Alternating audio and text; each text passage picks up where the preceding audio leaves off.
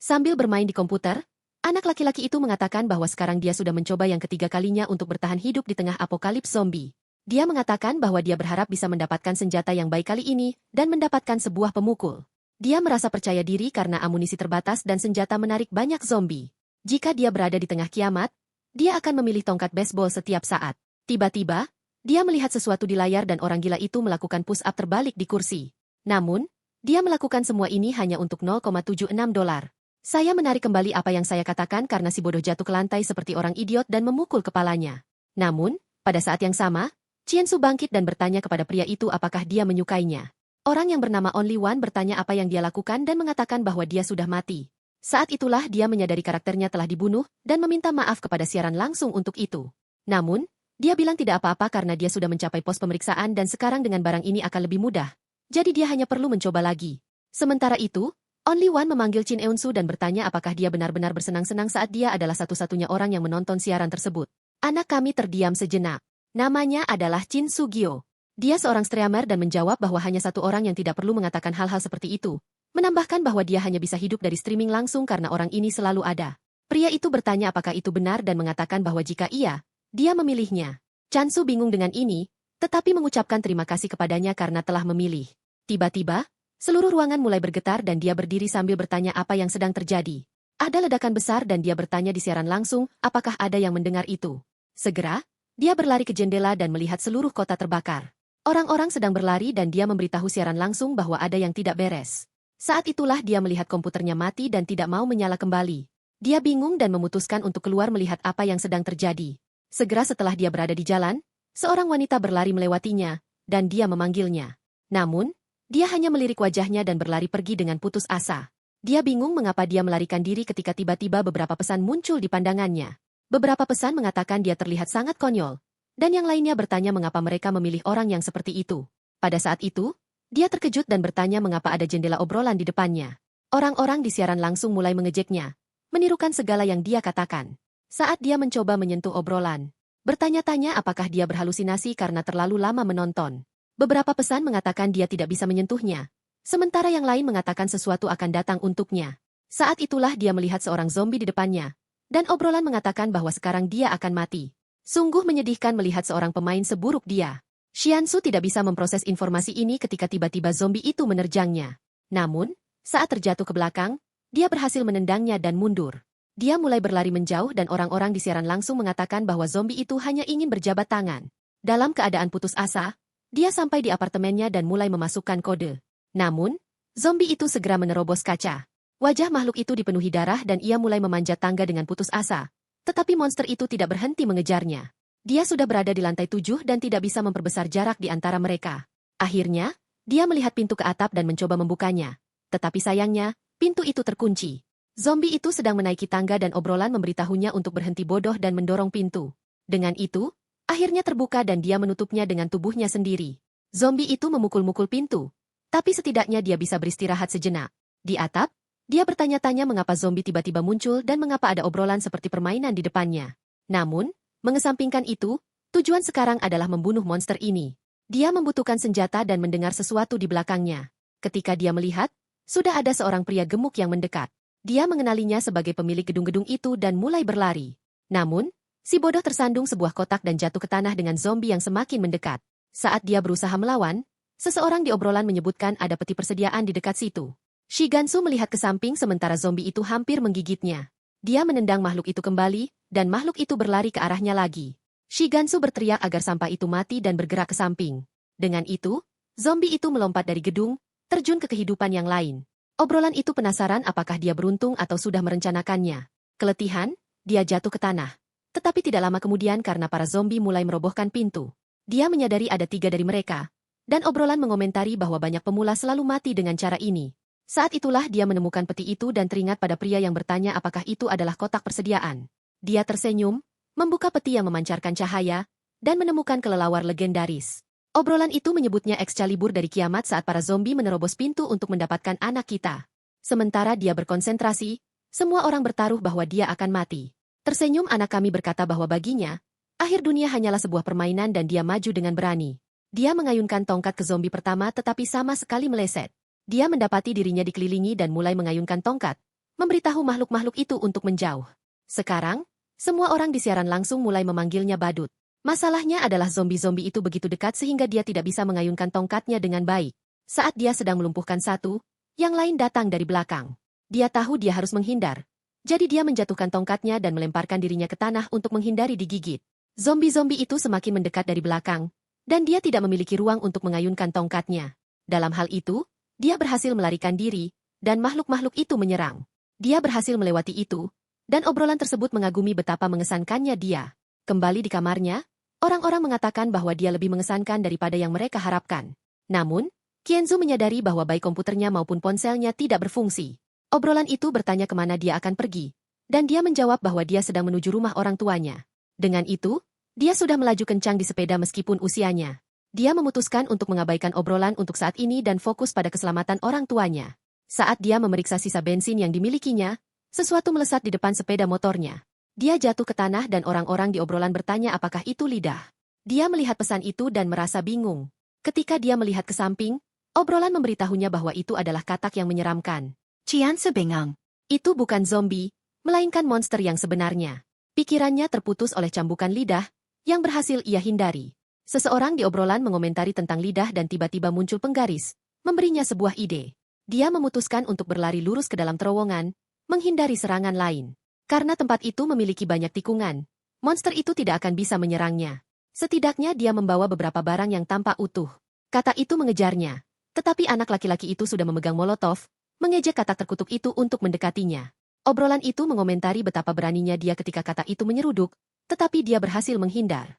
Dia membakar kelinci itu dan melemparkannya ke arah si bodoh. Masalahnya adalah itu tidak melakukan apa-apa, jadi dia melemparkan yang lain ke wajahnya. Melihat ini, anak laki-laki itu yakin bahwa kelemahan katak itu berasal dari dalam. Dia hanya memiliki satu kesempatan lagi dan harus mempertaruhkan nyawanya untuk membuatnya berhasil. Bersembunyi di balik dinding, dia mengejek katak untuk mendekat. Makhluk itu melancarkan serangan dengan lidahnya, dan dia menghindar. Dia mengambil molotov dan melemparkannya ke dalam mulut monster itu. Ia meronta dalam kesakitan dan terjatuh. Obrolan itu kini terkesan bahwa dia mempertaruhkan nyawanya untuk membuat rencana ini berhasil. Melihat penipuan itu, dia berkata bahwa akhirnya sudah berakhir. Tapi obrolan itu memberitahunya untuk berhati-hati. Seseorang mengomentari bahwa dia adalah salah satu pemain pemula terbaik yang pernah mereka lihat. Anak kami bertanya-tanya mengapa mereka mengomentari hidupnya seolah-olah semuanya adalah sebuah permainan. Namun, dia memutuskan untuk tidak peduli apakah itu nyata atau tidak dan hanya menerimanya. Dia bilang kepada semua orang bahwa dia tidak akan mati seperti orang bodoh. Pada saat itu, dia menerima pencapaian dan kemampuan untuk mencatat prestasinya. Melihat notifikasi tentang menerima kemampuan, dia yakin itu persis seperti dalam permainan, jadi dia meminta untuk membuka panel keterampilan. Keterampilan agro membuatnya semakin kuat semakin banyak makhluk di sekitarnya. Kemampuan menyimpan catatan memungkinkannya untuk mendapatkan sebagian dari atribut kemampuan ini sebagai atribut dasar yang selalu dapat ia miliki. Dia menyadari bahwa kemampuan ini pada dasarnya adalah permintaan untuk melemparkan dirinya ke dalam bahaya. Dia menutup panel tersebut, memutuskan untuk mengabaikannya untuk sementara, dan melanjutkan pencariannya untuk menemukan keluarganya. Masalahnya adalah sepeda miliknya telah dihancurkan oleh katak. Dia harus berjalan, dan ketika dia tiba, dia tidak bisa mempercayai matanya. Rumahnya terlihat seolah-olah telah digigit oleh sesuatu yang raksasa. Dia masuk dengan putus asa, memanggil ibunya dan ayahnya, mempertanyakan di mana mereka berada. Namun, dia tidak bisa menemukannya dimanapun. Kemudian dia teringat bahwa orang tuanya selalu meninggalkan catatan. Dia mulai berjalan-jalan di sekitar rumah, mencari pesan-pesan yang mungkin ada.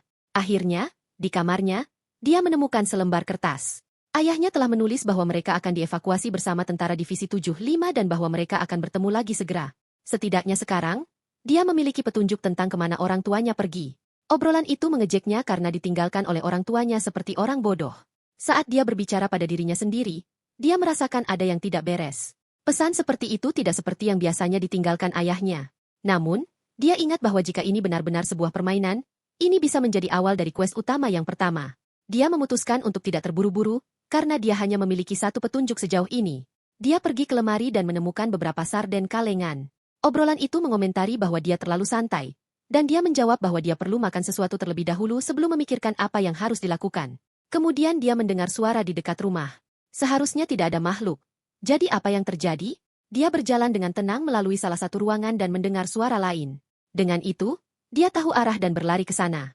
Di jendela, dia melihat seorang zombie sedang memanjat. Dia memukul tangannya dan menutup pintu. Ini memicu keterampilan agro. Dia mendapatkan satu makhluk dalam 10 menit. Dia ingat bahwa dia bisa menjadi 10% lebih kuat untuk setiap musuh yang mengikutinya.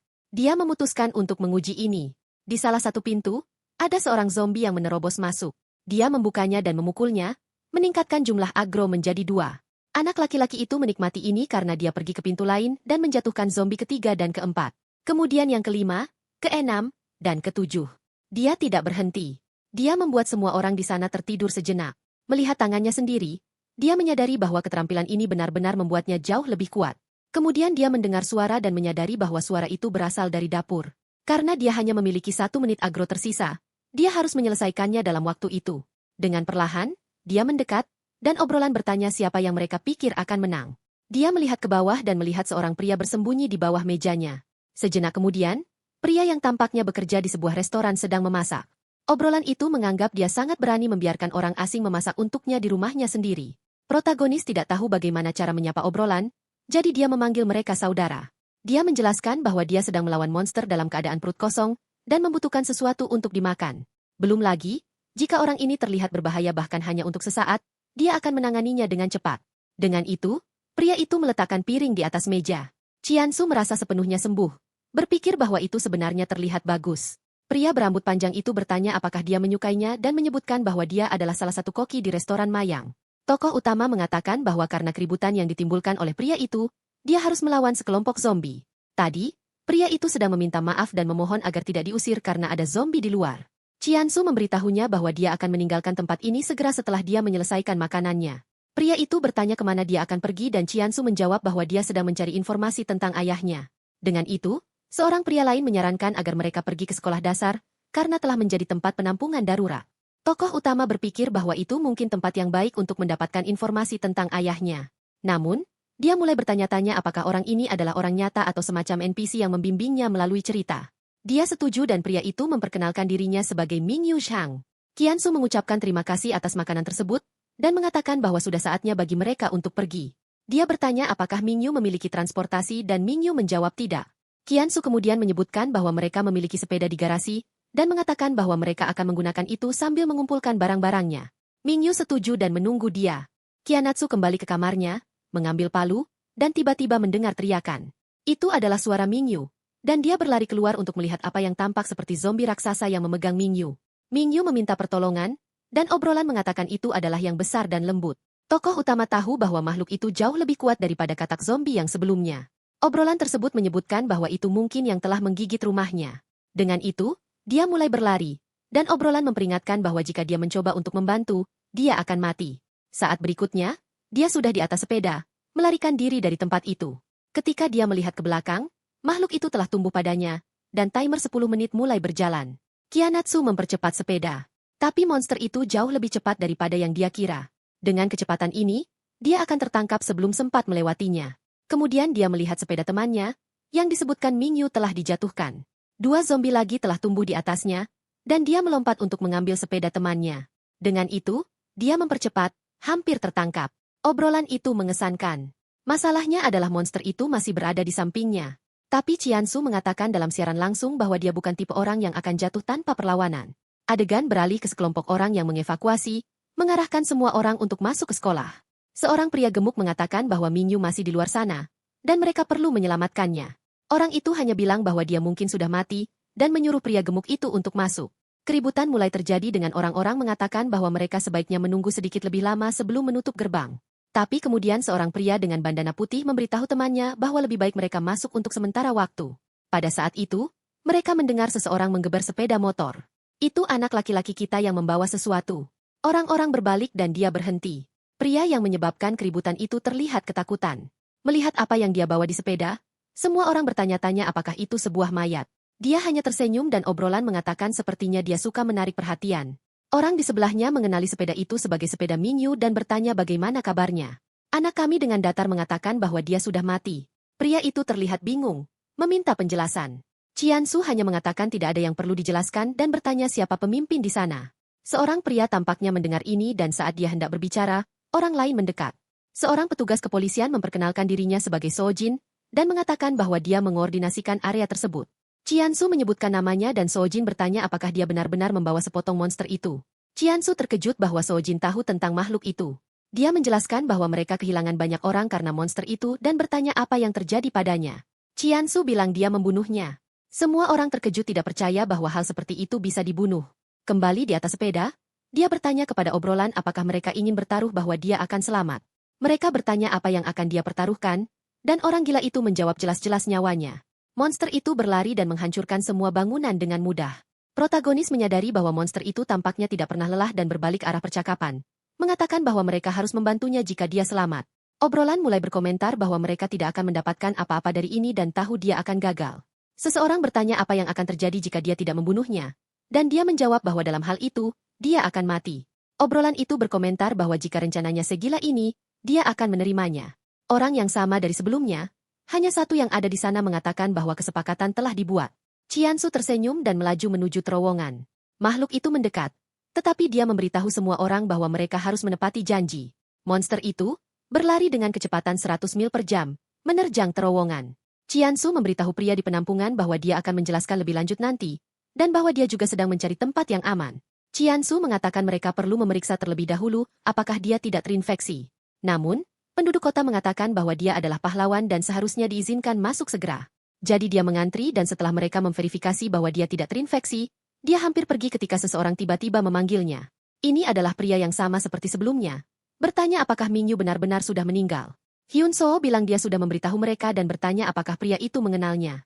Pria itu menjawab bahwa ya, dia adalah pemilik restoran tempat Mingyu bekerja. Kamsu kemudian menjelaskan bahwa mereka bersama dan memiliki rencana. Tetapi monster itu merusak segalanya yang mereka coba lakukan. Mengambil sepeda, dia berkata bahwa dia tidak mencuri apa-apa dan tidak perlu khawatir. Dan bahwa sup tahu yang dimasak Mingyu adalah sesuatu yang tidak akan pernah ia lupakan. Obrolan mengatakan bahwa pria ini membuat orang itu memasak untuknya. Dan sekarang dia bersikap seolah-olah benar. Pemilik toko terdiam, dan dengan itu, Qiansu pergi. Saat dia mendekati sekolah, dia melewati sebuah koper biru, dan sebuah pesan muncul yang mengatakan bahwa dia sedang meninggalkan tutorial. Ini menjelaskan bahwa sekarang Anda akan memiliki panel informasi untuk membantunya tetap hidup. Apa yang menarik perhatian Qiansu adalah penyebutan tentang tutorial. Ada juga beberapa pesan yang mengatakan bahwa sekarang semuanya akan benar-benar dimulai. Dia berlari ke sebuah ruangan dan memanggil satu orang saja, menjelaskan bahwa ada batasan seberapa banyak yang bisa dia tangani tanpa mengetahui apa-apa. Dia mengingatkannya bahwa mereka telah bertaruh, jadi dia harus membayar. Hanya satu yang bertanya tentang apa yang ingin dia bicarakan. Qiansu mengatakan sudah saatnya baginya untuk mulai menjelaskan apa yang sedang terjadi. Obrolan itu marah karena dia mengabaikan semua orang dan bertanya apakah dia menerima penjelasan apapun. Qiansu bilang tidak sama sekali. Mereka terkesan bahwa dia masih hidup dan mempertanyakan bagaimana dia tampaknya tahu begitu banyak. Qiansu, bingung, mengatakan itu adalah insting streamernya. Obrolan kemudian mengomentari bahwa ini adalah detail yang sangat menarik. Seseorang menyebutkan bahwa jika dia memenangkan permainan, dia bisa membangun kembali dunia sesuai keinginannya. Qiansu bingung dengan ini, dan hanya satu berkata bahwa itulah yang mereka katakan. Dia menjelaskan bahwa di dunia ini, segalanya itu nyata. Satu-satunya yang mereka lakukan adalah mengubah beberapa detail. Tetapi dia adalah satu-satunya pemain. Grup ini hanya suka mengikuti satu orang pada satu waktu. Jadi dia adalah protagonis dan satu-satunya yang berinteraksi dengan mereka. Mengingat hal ini, bisa dikatakan bahwa orang-orang lain agak mirip dengan NPC. Namun, Only One menyarankan agar dia tidak terlalu stres tentang kenyataan bahwa ini adalah dunia nyata, dan cukup perlakukan mereka seperti penonton siarannya dan teruslah memenangkan permainan. Qiansu merasa kewalahan dengan semua informasi ini dan bertanya siapa mereka. Melihat ke samping, dia bertanya-tanya apakah orang ini semacam dewa atau apa. Dia melihat bayangannya dan bertanya apakah hanya satu adalah seorang dewa. Hanya satu yang mengatakan bahwa itu adalah pertanyaan bodoh untuk diajukan. Karakter seperti apa yang memikirkan hal-hal seperti itu? Dia bilang dia akan memberikan satu petunjuk yang akan membantunya. Mereka suka pria yang bisa tampil dengan baik. Jadi sebaiknya dia memberikan yang terbaik dan menunjukkan semua kemampuannya. Anak kami berkomentar bahwa itu adalah misi yang aneh bagi seseorang yang tidak pernah meninggalkan rumah. Dia kemudian ingat panel informasi dan membukanya. Dikatakan bahwa misi pertama adalah melindungi kepala polisi karena jika dia mati malam ini, seluruh kota akan memburu. Sedikit kemudian, di luar, dia mengamati orang-orang yang sedang bekerja. Seorang pria bertanya apakah mereka harus meninggalkan makanan di sana, dan yang lain menjawab ya. Orang-orang berkumpul di halaman dan polisi sedang memberikan beberapa perintah. Qiansu tahu bahwa dari 150 orang di sana, ada seseorang yang merupakan ancaman bagi kepala polisi. Petugas mengumumkan bahwa mereka akan menyediakan makanan untuk semua orang. Jadi mereka diminta untuk mendekat.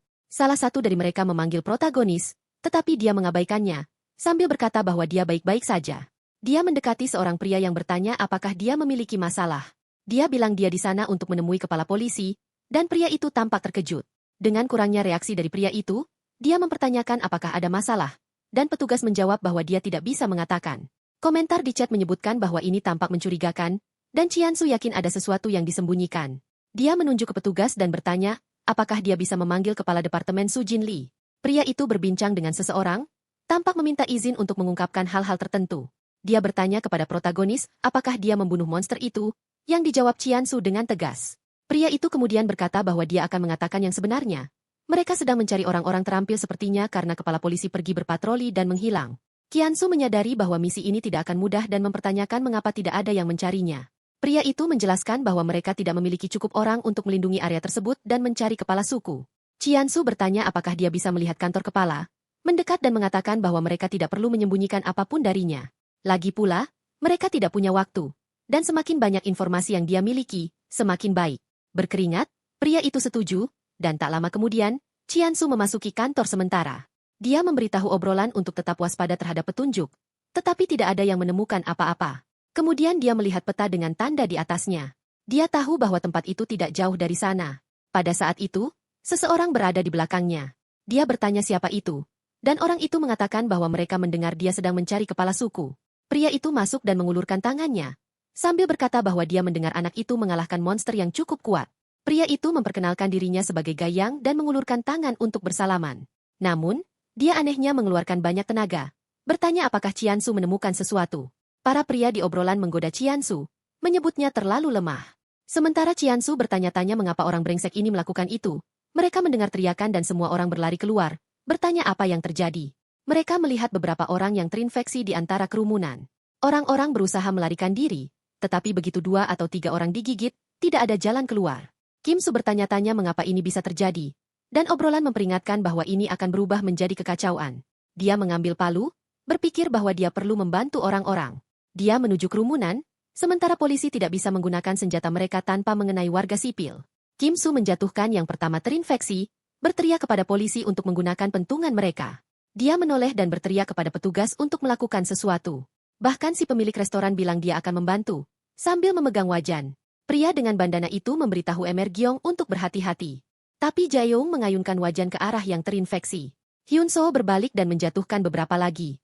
Gaeyoung menyadari Jin Hanso sedang memberinya waktu untuk menyelesaikan pekerjaan. Jika itu yang terjadi, dia melakukan bagiannya, memukul yang terinfeksi 3 kali dengan wajan sampai polisi mulai membantu. Sementara itu, orang-orang berteriak untuk membuka gerbang agar mereka bisa melarikan diri. Melihat semuanya terkunci, Hyunso meyakinkan bahwa ada seorang bajingan yang membiarkan orang terinfeksi masuk. Jaeyoung percaya satu-satunya orang yang memiliki wewenang untuk melakukan itu adalah seorang petugas polisi yang sudah kehilangan akal. Dia memberitahu siaran langsung bahwa dia tidak bisa mengatasi ini sekarang, jadi dia akan mencari kepala polisi. Dia mendekati Gaon dan memberitahunya untuk mengawasi polisi karena dia memiliki sesuatu yang harus dilakukan. Gaon terlihat bingung, tetapi Qiansu mengatakan tidak ada waktu untuk menjelaskan dan bahwa dia memberikan tips ini sebagai balasan atas kebaikan Mingyu. Dengan itu, dia mulai berlari, dan seseorang bertanya kemana dia pikir dia pergi. Seorang polisi menghalanginya, tetapi Qiansu hanya berkata bahwa mereka perlu memikirkan diri mereka sendiri. Dia kembali untuk mengambil sepeda yang dia naiki sebelumnya, dan memberitahu pemuda itu bahwa tinggal di sana akan mengganggu rencananya. Dia yakin ada sesuatu yang mencurigakan tentang tempat yang ditandai di peta itu. Beberapa saat kemudian, dia sampai di sebuah kontainer di tengah hutan. Melihat melalui jendela, tidak ada orang di dalam, tetapi lantainya penuh dengan jejak kaki, membuatnya bertanya-tanya apakah itu sekumpulan zombie.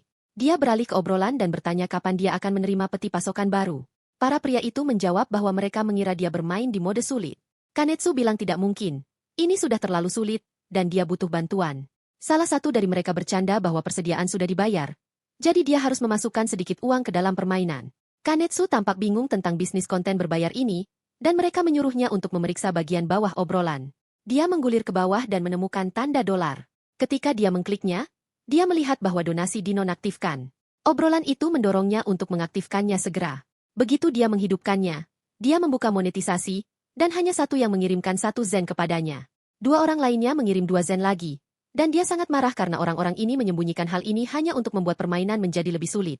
Dengan itu, dia masuk ke dalam kontainer, yang terlihat seperti rumah biasa. Obrolan itu bertanya apakah dia marah kepada mereka, dan dia mengatakan bahwa dia tidak menyimpan dendam. Namun, Dia sangat menyadari bahwa ada banyak hal yang tidak dijelaskan oleh mereka. Dia mulai bertanya-tanya mengapa tanda di peta mengarah ke rumah ini. Tiba-tiba, zombie muncul entah dari mana di jendela, mengejutkannya. Agro telah diaktifkan dan dia menyadari bahwa jejak kaki itu benar-benar berasal dari zombie. Obrolan itu tertawa, bertanya mengapa dia takut pada teman-temannya, tetapi ketegangan terus meningkat. Kanetsu melihat bahwa dia akan dikelilingi dan menendang zombie pertama di pintu. Agro naik ke 8 dan dengan cepat melewati 14. Kemampuan fisiknya kini meningkat sebesar 240%. Meskipun jika dia dikelilingi, dia tetap mendominasi. Kemudian dia mendengar suara klakson dan melihat sebuah mobil mendekat. Dia menghindar untuk mengelak dari serangan, dan menyadari bahwa itu adalah orang yang sama yang membawa zombie ke sekolah. Orang itu bersembunyi di balik kaca. Tetapi Chiansu menyuruh sampah itu untuk keluar karena dia tahu siapa dia. Itu adalah Gayan yang bertanya-tanya bagaimana sampah ini bisa menghindar seperti itu. Belum lagi anak sialan ini menangani sekelompok zombie sendirian. Gayan sedang marah dan berkata dia akan menguburnya di dalam lumpur. Chiansu terkejut dan Gayan mempercepat. Dia melindas sesuatu dan menghentikan mobil. Sambil berkata dia ingin melihat seberapa parah Chiansu. Tapi itu hanya zombie. Seseorang mengetuk jendela. Itu adalah Chiansu, yang memintanya untuk membukanya. Gayan terkejut, tetapi Chiansu menyikutnya. Dengan kekuatan fisiknya yang meningkat ke tingkat ini, semuanya menjadi mudah. Gayang bergerak ke samping, mengambil senapan airsoft, dan mencoba menembak, tetapi Chiansu membungkuk. Gayang mempercepat, berusaha melarikan diri. Melihat ke cermin belakang, dia melihat Chiansu berlari mengejarnya. Dia tidak bisa percaya itu mungkin, terutama karena dia sudah melaju dengan kecepatan 80 mil per jam. Chiansu berlari dengan putus asa, sambil mengobrol bahwa anak itu sangat marah. Gayang, yang marah, berkata bahwa Chiansu akan mendapatkan pelajaran. Dia mendapati dirinya di dekat beberapa kontainer dan mulai bergerak di sekitarnya, berusaha untuk menghindari Chiansu. Chiansu memanggil Gayang, tetapi pria itu meraih ke dalam kompartemen sarung tangan, menekan sebuah tombol, dan mengucapkan selamat beruntung. Kontainer terbuka, mengungkapkan bahwa mereka penuh dengan zombie. Obrolan mengatakan bahwa sekarang dia sudah terjebak, tetapi agro Chiansu sudah di angka 40. Zhiang mempercepat langkahnya, mengatakan bahwa sudah terlambat bagi Chiansu untuk menyesali apapun. Namun, dengan kemampuan fisik yang meningkat 500%, Chiansu mengatakan dia akan menyelesaikan ini dalam 2 menit. Zombie pertama jatuh dengan cepat, dan urutannya dimulai. Meskipun dia dengan mudah mengalahkan mereka, masih ada banyak lagi. Dia melihat bahwa Zhiang diparkir di sebelah pohon dan memutuskan bahwa dia akan membunuh brengsek itu terlebih dahulu. Dia berlari, mendekat, dan memecahkan jendela tepat saat Zhiang mengirim pesan. Chiansu menuntut untuk mengetahui di mana kepala polisi berada. Gayang mencoba meraih pinggangnya lagi, tetapi Chiansu menghentikan tangannya. Obrolan itu memperingatkannya untuk waspada terhadap tangan kiri Gayang, dan Chiansu kembali melumpuhkannya. Gayang bertanya siapa anak sialan ini, dan Chiansu menjawab bahwa dia sangat dicintai oleh para penggemarnya. Dia menendang Gayang, sambil mengatakan bahwa dia yang mengemudikan sekarang.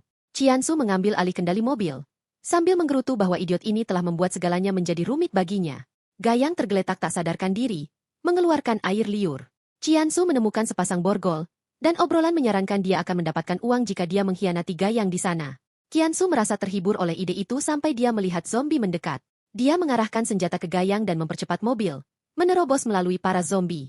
Kemudian dia menyadari bahwa seharusnya dia lebih memperhatikan panel tersebut. Pesan tersebut sudah mengatakan sejak awal bahwa kepala polisi MA yang berada di sekolah makanan. Tidak ada alasan baginya untuk datang ke sini, tetapi kemudian dia melihat boneka beruang Teddy menyeberang jalan. Dia mencoba mengerem tetapi menabrak mainan itu, yang berputar dan berguling di atas aspal. Obrolan itu tertawa dan dia bertanya apakah mereka juga melihat boneka menyeramkan itu berjalan. Tiba-tiba, boneka beruang itu berdiri dan dia tertegun, tidak tahu harus berbuat apa. Monster kecil itu jelas terlihat sedang memandangnya ketika tiba-tiba ia mulai berlari menjauh. Tokoh utama bertanya apa itu, dan hanya satu yang menjelaskan bahwa itu adalah satu-satunya beruang. Dia menjelaskan bahwa itu berbeda dari monster dan selalu mengarahkanmu langsung ke peti hadiah. Chiansu melihat Gayong mulai bangun dan obrolan bertanya-tanya, apakah dia akan mengikuti boneka beruang itu. Chiansu mengambil taser dan meminta chat untuk mengetik 1 jika mereka ingin pria itu kembali tidur dan 2 jika mereka ingin dia menggunakan taser. Semua orang mengetik 1, tetapi Chiansu memilih 2. Menjatuhkan Gayong kembali ke dalam ketidaksadaran dengan kejutan listrik. Dia keluar dari mobil. Beruang Teddy berjalan melalui hutan dan Chiemsu mengikutinya. Akhirnya menemukan peti hadiah.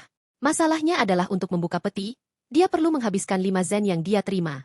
Ikon perisai menunjukkan bahwa itu mungkin bukan senjata. Obrolan itu mendesaknya untuk berhenti menunda dan segera membukanya karena sudah mulai membosankan.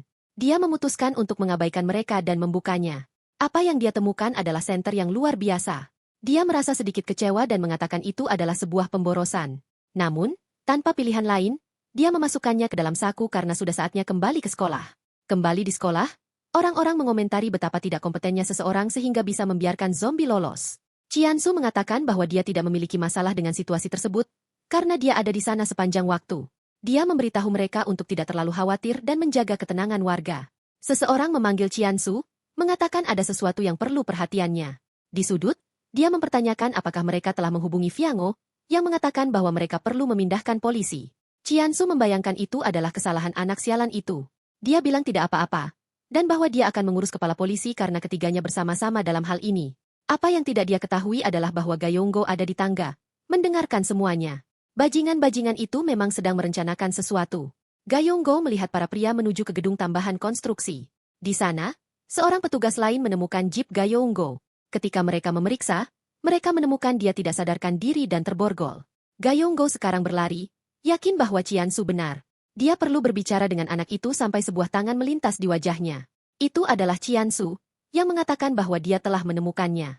Qiansu bertanya apa yang dia temukan, dan Gayonggo menariknya, bertanya apakah dia sudah tahu segalanya. Dia menjelaskan bahwa para kepala polisi berada di ruang bawah tanah, dan memiliki orang-orang yang menjaga pintu. Adegan beralih ke Qiansu di pintu, mendengarkan percakapan di dalam. Qiansu mengatakan bahwa pria itu tahu bagaimana menerima pukulan, tetapi memintanya untuk berhenti. Pria itu menyiapkan taser sementara Qiansu berada di pintu, hanya mengamati. Kemudian seseorang menyarankan di obrolan bahwa dia sebaiknya mendapatkan zen jika dia menendang pintu. Dengan itu, dia membuka pintu dan menendang pria itu di punggung.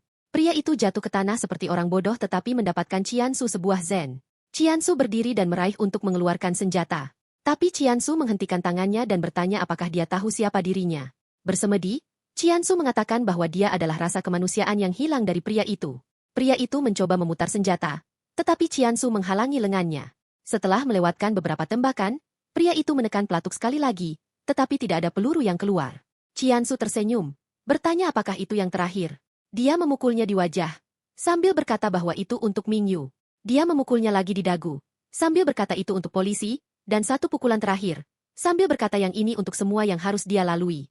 Dia melihat kepala polisi tidak sadarkan diri dan meminta kunci diserahkan. Pria itu meraih punggungnya, berusaha mengambil taser, tetapi Qiansu memukulnya dengan taser yang sama.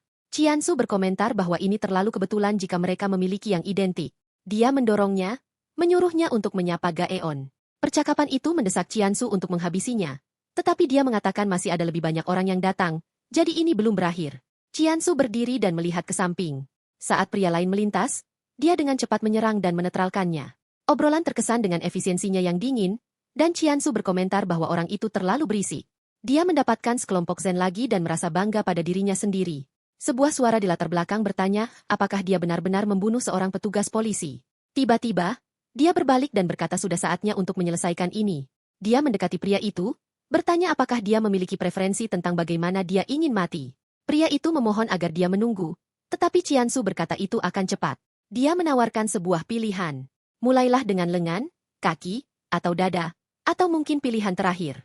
Dia tersenyum, mengatakan bahwa pria itu terlihat sangat ketakutan untuk seseorang yang sebelumnya menembakinya. Dia menerima zen lainnya dan tersenyum sebagai ungkapan terima kasih. Saat pria itu berteriak, sepertinya dia sudah tidak ada harapan lagi. Obrolan itu tertawa, mengatakan bahwa pria itu bahkan pergi sendiri. Qiansu, yang merasa malu, bertanya apa yang sedang dilakukan pria itu. Sementara itu, di luar, orang-orang memperhatikan sesuatu dan berbalik. Ini Qiansu yang membawa kepala polisi yang sebenarnya. Dia memberitahu para petugas bahwa para pengkhianat terikat di ruang bawah tanah. Para petugas lainnya berlari untuk memeriksa. Dan sekarang Qiansu merasa dia akhirnya telah menyelesaikan situasi tersebut. Dia melihat panel yang memperingatkan bahwa tinggal di area yang sama terlalu lama itu berbahaya. Keesokan paginya, dia merasa kenyang setelah makan di salah satu kabin. Merenungkan betapa banyak hal yang telah membaik dalam sehari terakhir, dia membuka panel dan menemukan informasi tentang tinggal di tempat yang sama sangat aneh. Dia bertanya di obrolan berapa lama terlalu lama. Tetapi mereka tampaknya enggan untuk menjawab. Qiansu bangkit dan berdiri di depan mobil ketika seseorang memanggilnya. Itu adalah kepala polisi, yang bertanya mengapa dia sudah pergi. Anak laki-laki itu bertanya apakah ada masalah. Dan kepala suku menawarkan untuk menyediakan beberapa persediaan jika dia benar-benar pergi. Bagaimanapun, dia banyak membantu orang-orang. Kansu mengingat momen ketika dia bertanya apakah kepala suku benar-benar hanya akan mengusir para pengkhianat, sambil menunjukkan bahwa orang-orang itu telah mencoba mengambil nyawanya. Kepala suku menjelaskan bahwa sulit untuk mengambil nyawa dua orang yang dulunya adalah rekan-rekannya. Kansu bilang tidak usah khawatir, dia yang akan mengurusnya. Adegan berikutnya menunjukkan Cheonsu melaju kencang di mobil dengan dua pengkhianat terikat di belakang. Para petugas memohon padanya untuk berhenti, tetapi dia mengatakan bahwa dia tidak dalam suasana hati yang baik. Saat obrolan mengatakan dia sedang memperbaiki sesuatu, perwira pertama digigit. Setelah mencapai hampir 80 mil per jam, dia berhenti. Melihat bahwa tidak ada yang terikat lagi, dia mengatakan bahwa sayangnya, sedikit kecelakaan telah terjadi. Kembali ke masa kini, kepala suku mengucapkan terima kasih kepada Cheonsu, yang mengatakan bahwa dia tidak akan menolak beberapa persediaan. Kepala suku setuju dan bahkan menawarkan mobil, meminta dia untuk tidak pergi tanpa mengucapkan selamat tinggal kepada semua orang. Anak kami duduk di dalam mobil dengan Center, bertanya-tanya untuk apa itu. Obrolan itu memberitahunya untuk tidak stres dan hanya menunggu untuk melihat apa yang terjadi. Dia setuju dan akhirnya tertidur. Dia terbangun tiba-tiba dengan perasaan dingin yang sangat ekstrim. Dia tidak tahu sudah berapa lama dia tidur, tapi pendingin udara bahkan tidak dinyalakan. Kemudian dia melihat sesuatu yang mendekat di cermin spion. Di bawah jubah terdapat makhluk berskeleton. Obrolan memperingatkan bahwa akhirnya telah tiba. Cheonsu segera mempercepat, meluncur, dan berusaha untuk melarikan diri. Polisi memintanya untuk menunggu, tetapi dia justru melaju cepat melewatinya. Dia meminta obrolan untuk memperingatkannya lain kali daripada hanya menertawakannya. Dia melihat dan menyadari makhluk itu telah menghilang. Apa yang dia tidak tahu adalah bahwa itu tepat di samping jendela. Cermin belakang pecah dan dia mempercepat lagi untuk menjauhkan diri dari mereka. Obrolan itu memberitahunya bahwa dia perlu pindah ke daerah lain. Kalau tidak, dia tidak akan bisa melarikan diri darinya. Monster itu tiba-tiba muncul di depannya dan dia menabrak sebuah pilar. Kantong udara mengembang, tetapi Cheonsu sangat terguncang. Makhluk itu perlahan-lahan mendekat. Cheonsu keluar dari mobil, mengeluarkan senjatanya, dan melepaskan tembakan. Namun, monster itu abadi. Melihat bahwa itu tidak berhasil, dia mulai berlari. Setelah beberapa saat, dia mendapati dirinya kelelahan di sebuah koridor. Komentar di obrolan mengatakan bahwa sepertinya dia akan mati hari ini. Monster itu muncul lagi di depannya dan menyerang. Dia menggunakan senter dan makhluk itu tampaknya melindungi dirinya sendiri. Sebagai seorang gamer, dia tahu bahwa jenis barang ini memiliki kegunaan tertentu. Dia memanfaatkan momen ini untuk melompat keluar jendela dan naik sepeda. Masalahnya adalah ban kempes dan dia terjatuh, melukai lututnya. Monster itu mendekat lagi. Dia melemparkan senter itu dan terus berlari. Dia mencoba menembakkan lebih banyak peluru, tetapi dia terus mengikuti. Kemudian dia melihat monster itu dan tiba-tiba terhenti. Melihat sebuah garis di tanah, dia mengerti. Itu adalah batas di mana monster bisa pergi. Dia bilang ini adalah tembakan terakhir dan makhluk itu hancur berkeping-keping. Namun, anak kita tidak dalam keadaan baik dan terjatuh ke tanah. Kemudian sesuatu di dekatnya menarik perhatiannya. Sebuah lampu berkedip nyala dan mati berulang kali.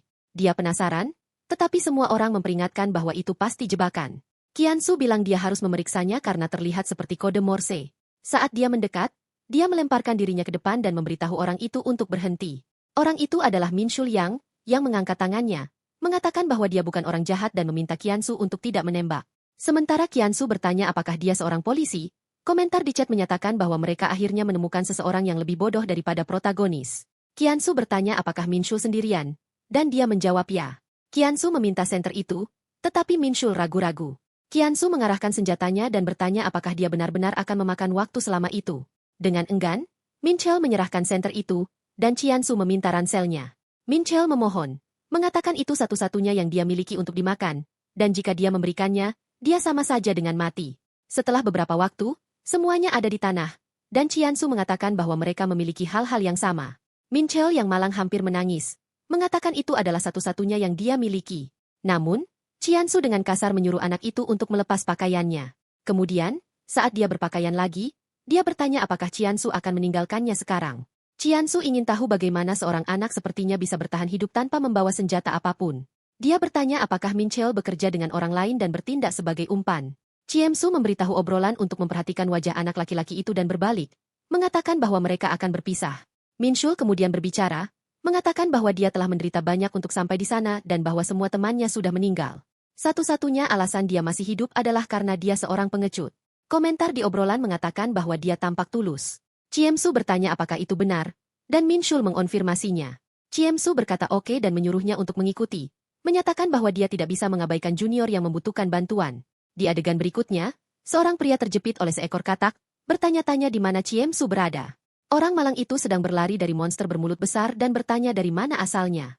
Min Shul yang mengabaikannya dan menyuruhnya untuk belok kiri. Monster itu terjatuh dan menghantam sebuah gedung. Min Shul berbalik dan memberitahu Cheonsu bahwa mereka akan melakukan hal yang sama di dekat aliran sungai. Qiansu tersenyum, memberitahunya untuk mengkhawatirkan dirinya sendiri. Mereka melewati area yang digali, berjalan di sepanjang tepi. Monster itu mencoba mengikuti tetapi akhirnya tersandung dan jatuh. Mereka melihat lidah raksasa menghalangi jalan di depan mereka, dan Qiansu memberitahu Minchul untuk membungkuk saat dia memberikan isyarat. Segera setelah dia berbicara, mereka berdua membungkuk, dan lidah itu melintas. Namun, monster itu mengikuti dengan dekat dan akhirnya mulutnya penuh. Dengan itu, katak itu marah, dan monster itu menariknya dengan lidahnya. Sementara kedua makhluk itu bertarung, Qiansu dan Minxiu memanfaatkan kesempatan untuk melarikan diri.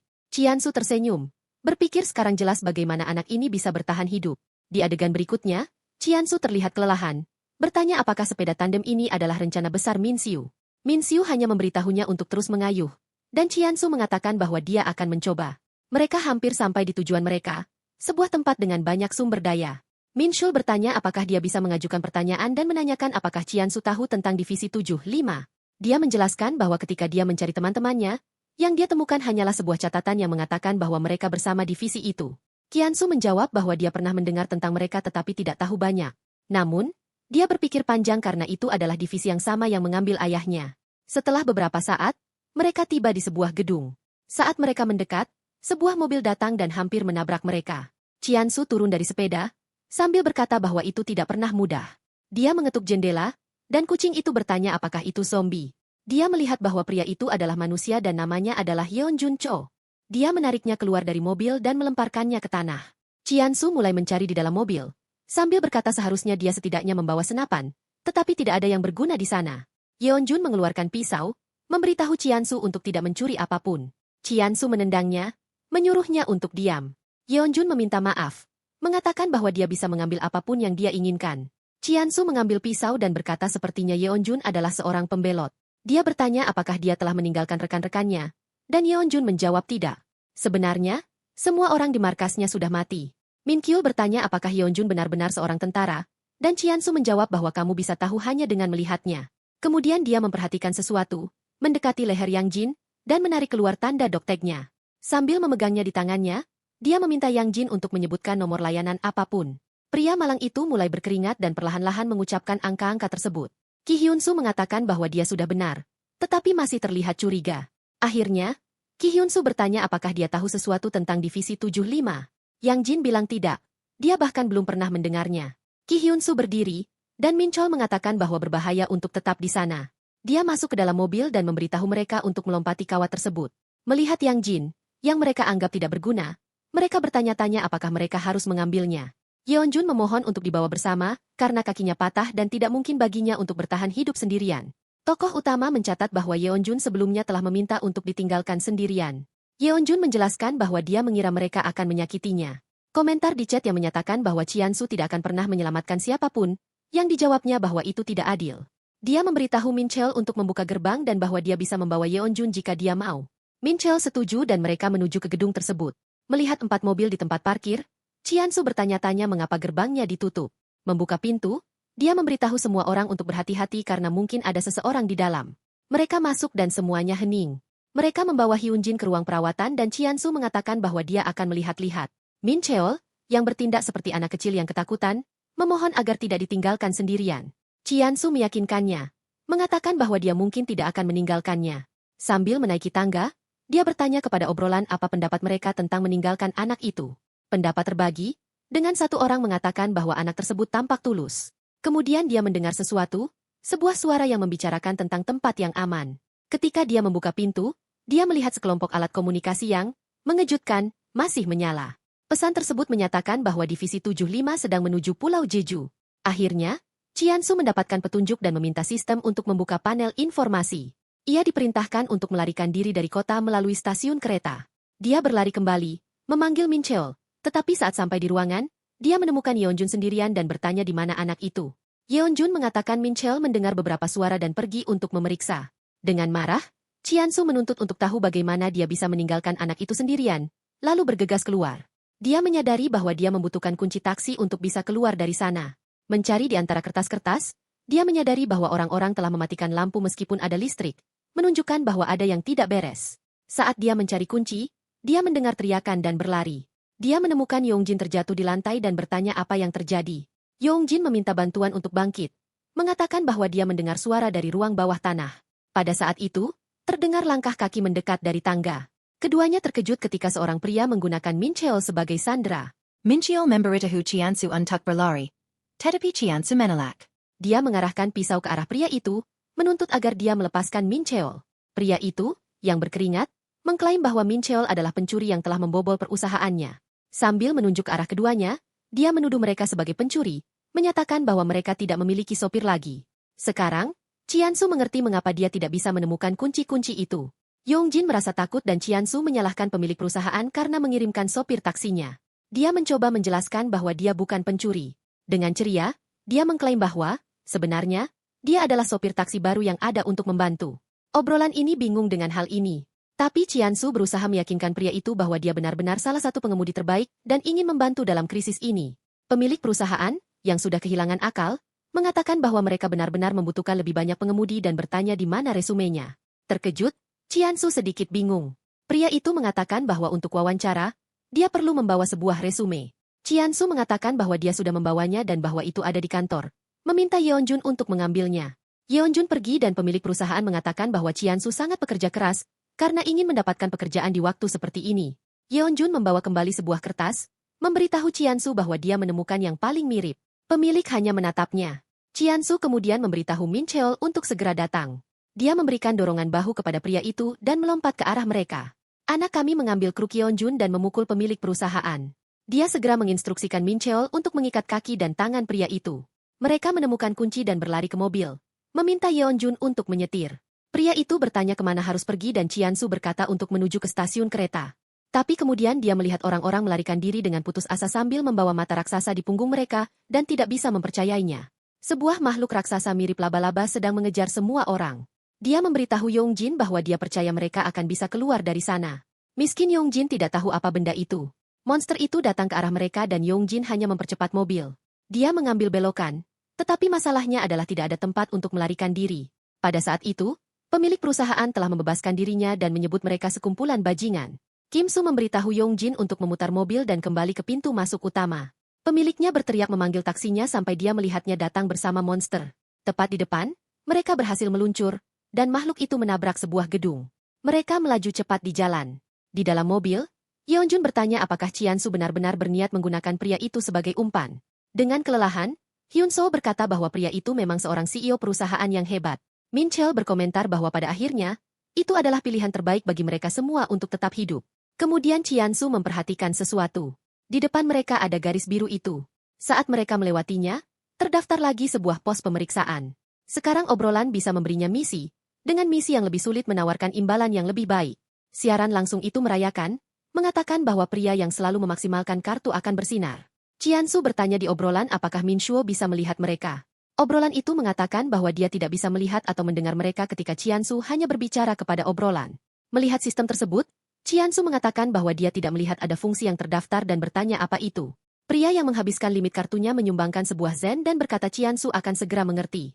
Ciansu mengulurkan tangannya dan mengatakan bahwa dia sangat cemas. Kemudian dia mendengar langkah kaki. Mengingat kembali, makhluk itu mengikuti mereka. Dia berbalik kepada Yongjun dan bertanya apakah dia bisa pergi lebih cepat. Tetapi Yongjun berkata bahwa dia sudah berada di kecepatan maksimum. Masalahnya adalah makhluk itu semakin mendekati mereka dan Ciansu bertanya-tanya apakah makhluk itu lebih cepat dalam garis lurus. Dia bertanya kepada Min Xiu apakah dia tahu rute lain. Tetapi Min Xiu menjawab tidak. Ciansu memberitahu anak itu untuk berpikir keras dan Min Xiu menyarankan untuk naik ke gunung di sebelah kiri. Yang Jun berkata itu akan lebih lambat. Tetapi Ciansu bersikeras, mengatakan mereka akan mati jika tidak. Saat mereka naik, Ciansu menyadari bahwa mereka semakin menjauh. Namun, Yang Jun memperingatkan tentang tikungan tajam di depan. Ciansu bertanya kepada Min Xiu, yang mengatakan untuk terus melanjutkan karena makhluk itu tidak akan bisa menghentikan momentumnya. Ciansu beralih ke obrolan dan meminta misi untuk mendapatkan hadiah. Obrolan itu mengatakan bahwa dia terkutuk dan Ciansu mulai putus asa. Kemudian, pria dengan kartu yang sudah penuh itu mengajukan misi baru. Dia perlu menurunkan jendela taksi dan mulai mengejek makhluk itu. Sebagai imbalannya, dia akan mendapatkan buff yang akan menjaga mobil tetap di jalur selama 5 detik. Ciansu segera membuka jendela dan mulai berteriak bahwa makhluk itu sangat jelek. Monster malang itu ditinggalkan ternganga. Ciansu terus berteriak menghujat dan Min Shul bertanya jenis kegilaan apa ini. Ciansu terus berteriak, menantang monster itu untuk mencoba membunuhnya. Misi telah diselesaikan. Dan buff tersebut diterapkan. Mereka melihat tanda tikungan, dan Yongjin mengambil belokan. Berkat buff tersebut, mobil tetap berada di jalan sementara makhluk itu terbang menjauh. Itu bukan sekadar tikungan, tetapi sebuah tebing, dan meskipun ada tanda, para insinyur layak mendapatkan pujian. Yongjin tidak bisa percaya mereka belum terlempar meskipun makhluk itu menabrak mereka. Min Chel sangat kelelahan, dan Qiansu berterima kasih kepada pria yang menggunakan kartu kreditnya sampai batas maksimal, yang mengatakan bahwa Qiansu sekarang berhutang budi padanya. Beberapa waktu kemudian, Qiansu mengatakan bahwa ia percaya akan ada lebih banyak orang karena pesan radio tersebut. Namun, anehnya, tidak ada satupun orang di stasiun kereta. Mereka memutuskan untuk menyembunyikan mobil di suatu tempat, lalu melanjutkan perjalanan dengan berjalan kaki. Yeonjun menyebutkan tentang zombie, tetapi Qiansu mengatakan dia akan mengurusnya. Min Chul bertanya apakah dia yakin, dan Qiansu meyakinkannya. Qiansu kemudian berteriak kepada makhluk-makhluk itu, memerintahkan mereka untuk mendekat. 3 monster berbalik ke arahnya, meningkatkan kekuatannya menjadi 1,4. Dia mulai menyadari betapa kuatnya kemampuan ini. Dia dengan mudah mengalahkan makhluk-makhluk itu sampai satu dari mereka menyelinap di belakangnya. Tetapi dia memberitahu mereka untuk tidak khawatir dan dengan cepat mengatasinya. Komentar di chat membahas keberanian dan pertumbuhannya. Dan dia meminta mereka untuk berhenti mengatakan hal-hal yang membuatnya merasa canggung. Namun, dia merasa bahwa entah bagaimana kekuatan dan refleksnya telah meningkat. Saat mereka berjalan, dia melihat seorang pria memanggil seseorang bernama Cham Guk Jong.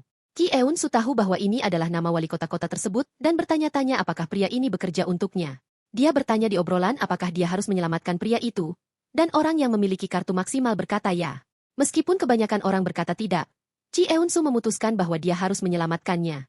Zombie itu hampir membunuh pria tersebut ketika tiba-tiba jatuh mati di atasnya. Pria itu, menangis putus asa, menjelaskan bahwa wali kota telah membiarkannya mati. Dia menyarankan agar mereka mencari stasiun lain karena monster-monster itu, tetapi wali kota menolak. Melemparkannya keluar dari mobil dan menyuruhnya untuk melihat sekeliling, meninggalkannya dalam situasi ini. Qiansu mengatakan sepertinya mereka akan menemukan wali kota di stasiun kereta, dan pria itu mengonfirmasi. Dia bertanya apakah pria itu bekerja sebagai pengawal, tetapi dia menjawab tidak. Wali kota telah mempekerjakan orang-orang berbeda untuk perlindungan. Qiansu merasa bersemangat, mengira itu adalah misi cerita yang penting. Di depan stasiun, pria itu mengatakan bahwa dia tidak melihat teman-temannya. Qiansu menenangkannya, mengatakan bahwa mereka pasti sudah di dalam, memperkenalkan dirinya sebagai Qiansu Huang. Tiba-tiba, pria itu berhenti dan menunjuk ke sesuatu, bertanya apa itu. Qiansu memperhatikan bahwa itu terlihat seperti seorang anak, dan pria itu hampir memanggilnya. Qiansu dengan cepat menutup mulutnya, bertanya apa yang sedang dipikirkannya. Jelas, seorang anak tidak akan sendirian di tempat seperti ini. Dari dekat, obrolan mengatakan dia adalah orang paling sial yang pernah ada. Qiansu mempertanyakan apakah itu begitu berbahaya dan meminta imbalan. Obrolan bilang tidak. Tapi si pria dengan kartu yang sudah penuh mendonasikan 100 sen. Qiansu tahu bahwa 1 zen bernilai 10 ribuan Korea, yang berarti sekitar $700. Dia menutup mulut pria itu, bersyukur atas sumbangan yang cukup besar. Qiansu memberitahu pria itu untuk diam, dan bahwa dia akan mengurusnya karena gadis itu pasti bukan manusia. Namun, gadis itu tiba-tiba berbalik dan mulai berlari. Pria itu, ketakutan, mulai turun tangga dengan putus asa, tetapi terjatuh ke tanah tepat di depan monster itu. Dia berteriak bahwa ada satu lagi, dan pada saat itu, dia dilahap. Qiansu tidak mengerti mengapa pria itu melakukan hal itu, dan komentar di obrolan menyebutkan bahwa dia adalah gadis yang pendiam. Dia menyadari bahwa dari namanya, dia pasti adalah sejenis monster yang bereaksi terhadap suara. Kemudian seseorang yang bernama Master baru mengajukan sebuah misi. Qiansu tidak bisa bergerak sampai gadis itu melewatinya, dan akan mendapatkan kemampuan yang membuat seseorang tuli selama 1 menit. Dia tahu ini sangat berisiko, dan dia melintas dengan dekat. Chat bertanya apakah dia sedang menatapnya dan dia berdiri diam, berkeringat deras. Akhirnya, dia berhasil dan efek misi diterapkan. Qiansu kemudian mendekati tubuh pria itu yang dalam kondisi baik, dan mengambil dompetnya untuk memeriksa namanya. Namun, saat dia berbalik, pria itu mulai bangkit. Qiansu dengan cepat menyelesaikannya lagi. Dia berlari sejauh mungkin, berdoa agar monster itu tidak ada di dekatnya. Kemudian dia melihat salah satu gadis pendiam merobohkan sebuah pintu dan mendengar suara Min Chol berteriak di dalam. Dia melihat gadis itu dan merenung. Dia mulai berjalan pergi, tetapi Tuan baru memberinya misi untuk menyelamatkan Min Kyo dan Yongjin dari kamar mandi. Melihat nilainya 20 zen. Dia tahu itu sepadon. Dia menuju ke sebuah diner terdekat, dan obrolan bertanya apakah dia benar-benar lapar. Dia melihat ke arah timer dan bertanya apakah Chat memahami rencananya. Sementara itu, di kamar mandi, kedua pria malang itu berusaha bertahan dari para gadis yang diam. Kemudian, Qiansu muncul di pintu. Timer mencapai 0 dan mulai berbunyi. Kedua monster itu berbalik, dan Qiansu berlari keluar, melemparkan timer lainnya ke sisi yang lain. Dia melempar 2 lagi dengan cepat, mengalihkan perhatian para monster. Dengan makhluk-makhluk itu pergi, Minshul akhirnya bisa bersantai. Obrolan bertanya mengapa dia tidak menggunakan kemampuan imbalan misi. Dia masih memiliki kemampuan untuk membuat seseorang tuli selama 1 menit, tetapi masalahnya adalah dia harus menyentuh mereka, dan dia tahu dia akan terpotong 2 jika mendekati sesuatu seperti itu. Pada saat itu, tentara itu memberitahunya bahwa pergelangan kakinya patah. Qiansu meminta Minshul untuk membantu, dan dengan itu, misi pun selesai. Kemudian dia mendengar suara keluhan di belakangnya dan berbalik untuk melihat prajurit itu. Kemudian dia menyadari bahwa Yang Jun sepertinya mulai bertransformasi. Kakinya ternyata tidak patah setelah semua. Qiansu bertanya kepada Yeonjun apakah dia tahu apa yang sedang terjadi. Mengingat pria yang berubah sebelumnya, Qiansu merasa marah karena mereka telah melalui semua kesulitan ini hanya untuk berakhir seperti ini. Dia meraih Minchul dan mulai berlari. Melihat Yeonjun dari kejauhan, Qiansu meminta maaf. Minchul bertanya ada apa dan Qiansu menjawab sudah terlambat untuk Yeonjun. Mereka pergi untuk memeriksa kereta tetapi tidak menemukan informasi yang berguna. Kemudian mereka mendengar suara dan melihat Yeonjun menunjuk ke samping. Qiansu menoleh saat Yeonjun sedang buang air dan menyadari bahwa kereta itu anehnya masih berfungsi. Melihat Yeonjun, Qiansu mengatakan bahwa dia tidak akan pernah melupakan dia. Yang perlu dia lakukan hanyalah mengingat orang ini dan menyelesaikan permainan untuk mengucapkan terima kasih padanya. Di stasiun, Qiansu memberitahu Minchul untuk mendengarkan jika dia tidak ingin mati. Kereta pasti akan membawa hal-hal yang tidak mereka inginkan, jadi dia harus tetap waspada. Minchul mengatakan bahwa dia mengerti, dan sebuah pengumuman dibuat bahwa kereta akan segera tiba. Mereka melihat sebuah peti kayu dan memutuskan untuk bersembunyi di dalamnya. Kereta api mendekat, dan saat melintas, ia membawa makhluk-makhluk bersamanya. Pada saat itu, lokomotif lain melintas. Seseorang tampaknya telah menggunakan kereta depan untuk menjebak para monster. Qiansu tahu bahwa kereta itu sedang menunggu wali kota. Dia keluar dari peti, memberitahu Minshul untuk tetap di tempat, dan berlari menuju kereta. Dia mendekat perlahan dan melihat konduktor berdiri di sana. Seorang gadis muncul dan bertanya mengapa wali kota sialan itu tidak ada. Qiansu mengenalinya dari suatu tempat dan ingat pernah melihatnya di internet sebagai seorang petugas yang menjadi harapan untuk dunia yang lebih baik. Namanya Suyun Jang dan dia mempertanyakan apakah bajingan dari Divisi 75 sedang menipunya. Qiansu merasa kepribadiannya berbeda dari yang terlihat dalam wawancara, tetapi dia perlu naik kereta itu. Melihat Minshul keluar dari peti, dia tahu mereka berdua bisa melumpuhkannya, tetapi akan lebih baik jika dia membantu mereka. Minshul bilang itu hanya satu orang, jadi mereka bisa mengatasinya. Namun, saat Qiansu hendak mendekat, dia bertanya siapa dia. Minshul datang untuk menyerang dan Qiansu bertanya dari mana dia mendapatkannya, sambil memberitahu semua orang untuk berhenti. Dia bilang sepertinya dia berpikir bisa mencuri kereta karena dia sendirian. Qiansu mengatakan bahwa dia salah paham dan menunjukkan sebuah kartu padanya. Dia melihat bahwa kartu itu mengatakan dia bekerja sebagai keamanan untuk wali kota, tetapi meragukan bahwa dia sekuat itu. Qiansu bilang dia punya sesuatu untuk diberitahukan padanya dan obrolan bilang inilah saatnya kegilaan dimulai. Dia kemudian mengumumkan bahwa wali kota telah meninggal. Soyeon terlihat bingung dan bertanya apa yang dia bicarakan, terutama karena mereka harus datang ke sini menarik perhatian sekelompok monster. Soyeon mengatakan bahwa segalanya baru saja menjadi rumit dan suaranya bergema di seluruh stasiun. Qiansu menyarankan mereka pergi, tetapi dia bersikeras bahwa dia dipekerjakan untuk mengambil wali kota. Qiansu menjelaskan bahwa dia satu-satunya yang memiliki informasi tentang wali kota dan akan menjelaskan setelah mereka sampai di markas. Dia ragu sejenak tetapi setuju, mengatakan bahwa dia akan membawanya ke tempat penampungan. Qiansu bersikeras bahwa mereka perlu membawa temannya ikut. Dia melihat Minchul dan berkata bahwa dia tidak terlihat seperti pegawai kota. Qiansu bertanya apakah dia berpikir itu benar untuk meninggalkan seorang siswa di tengah-tengah tempat yang tidak ada. Dia akhirnya setuju tetapi mengatakan bahwa dia akan menyita pipa itu. Dengan itu, mereka menyalakan kereta dan mulai berangkat. Pada saat itu, mereka melihat seseorang yang sedang turun. Ini Yeonjun dan Qiansu yang berterima kasih padanya, mengatakan bahwa mereka selamat karena dia. Tepat saat itu, dia didorong ke tanah saat beberapa pria turun dari tangga. Qiansu melihat bahwa itu adalah wali kota, berteriak agar kereta berhenti. Suyeon melangkah keluar dari kabin, bertanya apa suara itu.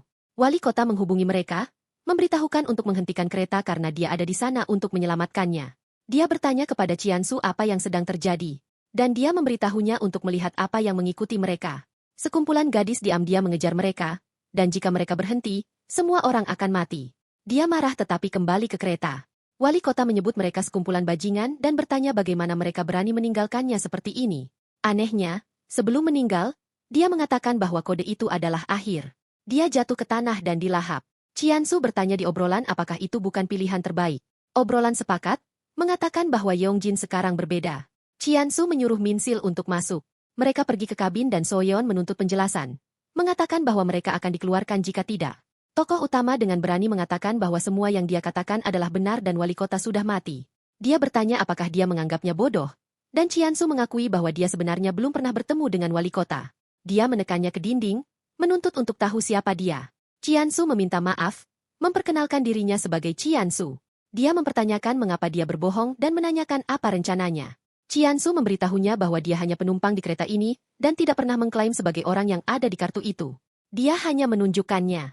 Dia berteriak di wajahnya, mengatakan bahwa dia pantas untuk dilempar keluar jendela. Qiansu menjelaskan bahwa dia hanya mendapatkan kartu itu karena pemilik aslinya ditinggalkan untuk mati. Dia tahu tempat itu penuh dengan makhluk dan menganggap perlu untuk mengeluarkan mereka dari sana. Dia menendang kakinya, membuatnya terhuyung, dan memperingatkan bahwa dia masih menipunya. Qiansu mengingat wawancaranya di mana dia menyebutkan orang-orang yang sedang mengalami masa-masa sulit. Dia bilang dia adalah salah satu dari orang-orang itu. Dia bertanya bagaimana dia tahu namanya dan menjadi gugup, mengatakan bahwa itu hanya sebuah artikel kecil. Qiansu tidak mengerti mengapa dia tiba-tiba memerah, tetapi terus memuji dirinya sebagai cahaya harapan di dunia baru. Dia berpaling, merasa malu, sambil mengatakan bahwa wawancara itu tidak dilihat oleh banyak orang. Dia tidak yakin apakah dia melihat artikel itu, karena dia mendukung polisi atau hanya merasa bosan. Tapi kemudian dia berkata apa yang sudah terjadi sudah, dan mereka harus bekerja sama sekarang. Shinsu bertanya apakah dia menjamin bahwa mereka menuju Deijin, dan dia mengonfirmasinya. Dia kemudian menanyakan padanya tentang Divisi 7, 5 dan apakah dia tahu sesuatu tentang mereka.